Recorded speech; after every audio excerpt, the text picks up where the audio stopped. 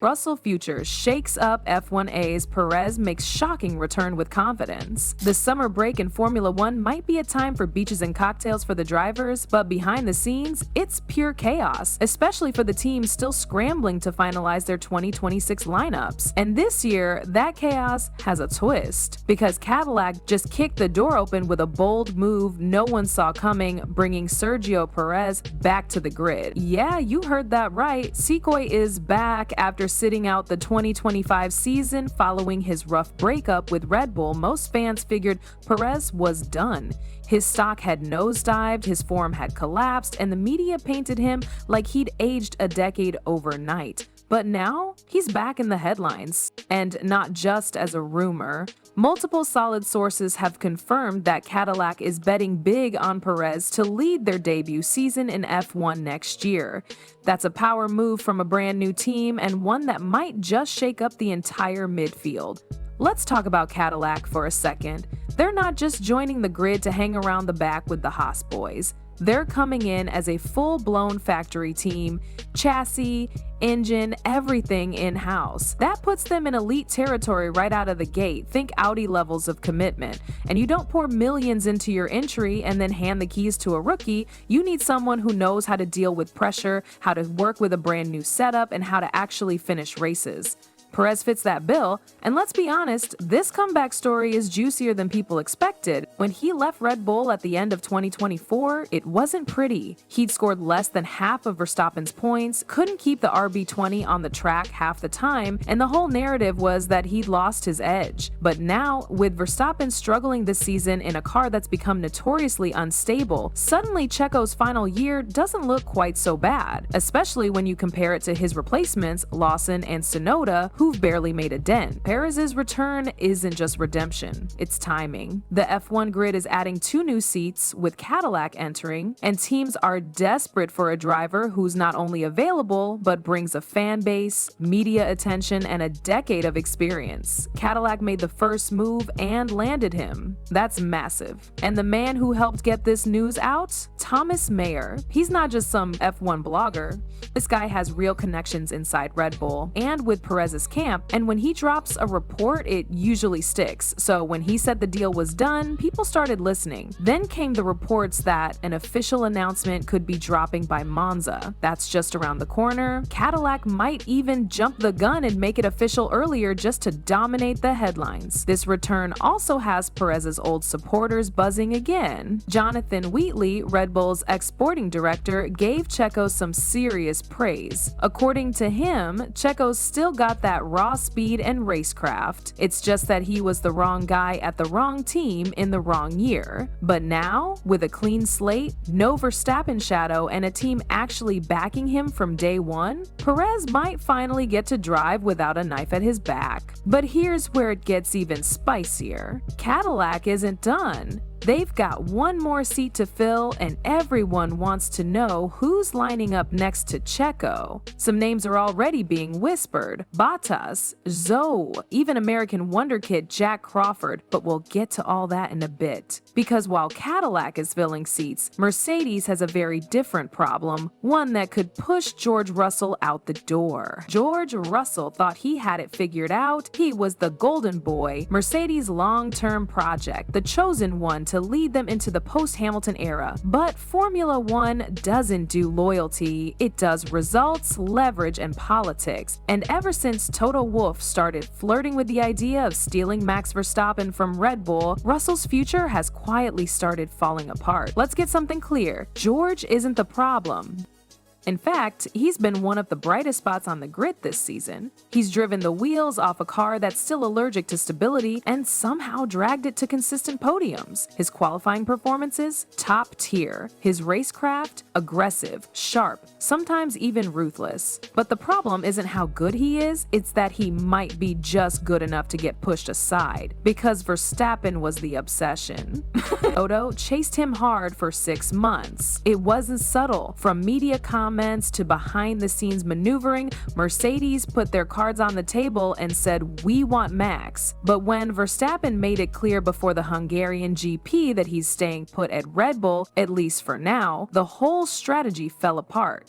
Now, Mercedes are stuck juggling two drivers they actually want to keep, but only one seat they're fully committed to, and Russell knows it. Enter Kimi Antonelli, the teenage prodigy raised entirely within the Mercedes program. He's the future, whether the world likes it or not. Mercedes have invested everything into making him their next superstar, and they're not about to keep him sitting on the sidelines while rival teams start sniffing around. Which means, for Russell, the message is loud and clear: you're on borrowed time. That's why contract negotiations have hit a weird, awkward wall. Russell wants security. He wants a multi-year deal that shows Mercedes believe in him long-term, but the team, they're only offering 1 year, maybe with an option for more, but that option would vanish the second Verstappen becomes available again or Antonelli demands promotion. That kind of deal feels less like trust and more like a waiting room. And George isn't taking that lightly. He's already hinting at walking if Mercedes don't show faith. When reporters asked if he'd accept a short-term deal,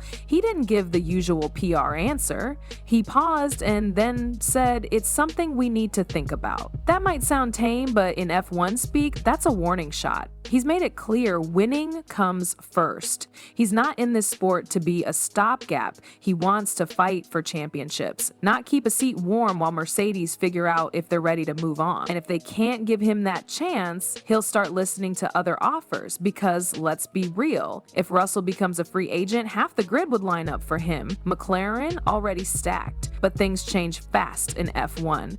Aston Martin? Lawrence Stroll would kill for a proven young talent with podiums under his belt. Even Ferrari could get involved if they smell weakness. George has options. The question is, will Mercedes blink first? Meanwhile, the pressure builds. Antonelli's timeline is speeding up. Verstappen's future beyond 2026 is a ticking time bomb, and Russell is stuck in the middle, performing brilliantly while being treated like a temporary fix. That frustration is starting to show. He knows he deserves better, and the rest of the grid is watching. Valtteri Bottas is no stranger to F1 uncertainty. He's lived through the revolving door politics at Mercedes, weathered the mind games, and now finds himself in a strange limbo, technically a reserve driver, but also very much in the mix for a full-time seat in 2026. And all it took was one cryptic Instagram post next to a Cadillac road car for the internet to lose its mind. That single photo, captioned "Do we like this seat?" sent speculation into overdrive. It wasn't subtle, it wasn't random. And when news broke that Cadillac had already locked in Sergio Perez for next season, Bottas immediately became the frontrunner for the second seat. Why? Because the move makes sense on every level. He's experienced, media-friendly, technically sharp, and most importantly, available. Cadillac isn't looking to gamble in year one. They've got the pressure of being America's big F1 hope, debuting as a factory team with eyes on serious respectability. Bringing in someone like Bottas would not only stabilize the driver lineup, but also create a solid foundation for development. Perez brings flair and experience, Bottas brings reliability and calm. Together, they could be the most mature pairing on the grid. But Bottas isn't the only name being tossed around. There's a growing list of drivers quietly vying for that final Cadillac seat. Former Sauber driver Zhou Guanyu is reportedly in talks. He's solid, consistent, and brings valuable Chinese sponsorship connections. Felipe Drugovich, Aston Martin's reserve, is another name that won't go away.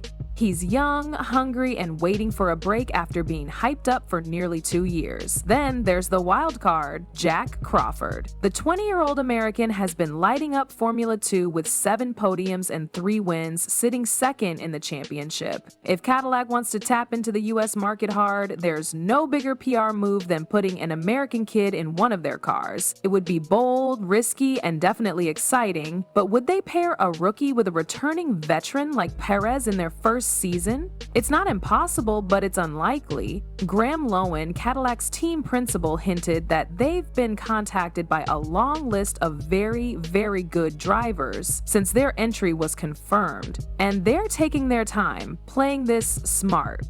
While Perez is expected to be announced by Monza, the second driver might be kept under wraps a little longer, especially if contracts elsewhere are still being negotiated. All of this movement, Perez returning, Bottas in the shadows, Russell's uncertain future, signals something bigger. F1 is going through a massive reshuffling. The 2026 season will mark the start of a new era with regulation changes, new engines, and potentially a very different pecking order. Teams aren't just signing drivers for next year, they're trying to lock in their future. That's why these decisions matter so much. One right or wrong driver pairing could set the tone for years. Cadillac clearly understands that, which is why they're going after names with weight. They're not here for the participation trophy, they're here to build something serious. As for Perez, the comeback is real. He's been written off, laughed at, called finished, and now he's leading a brand new F1 chapter. The fans are back on board, his critics are quieter, and in a grid that's about to get more competitive than ever, his second act might just be the one that defines him. Because in Formula One, redemption stories don't come easy, but when they hit hard.